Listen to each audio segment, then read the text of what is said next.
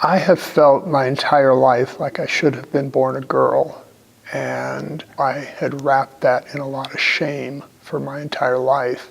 So last fall, I got very clear about publicly, coming out as Christine. I got really clear I didn't want to end my life with no one ever knowing who I really was or am, but I wasn't really clear that I wanted to be Christine full time.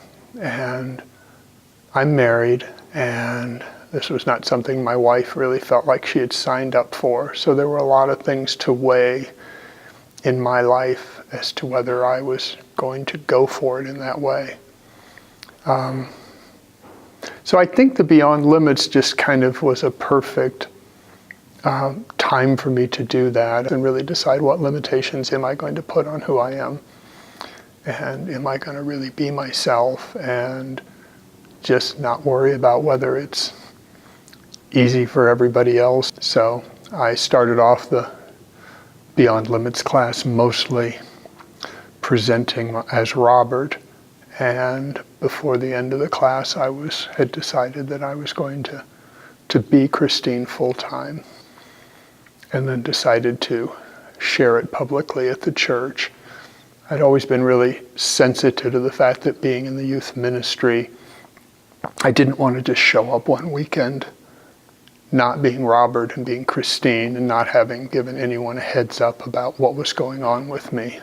And everyone was very supportive about it. And it was interesting because many of the kids were never really quite sure whether I was a boy or a girl anyway, and I told them I wasn't all that certain either. So when I finally told them, I was really clear that I was a girl. The various ministers here have just been super supportive and super welcoming, and I've gotten involved in Sacred Sisters with Reverend Nadine and enjoy that group, and it's just, it's a very loving community.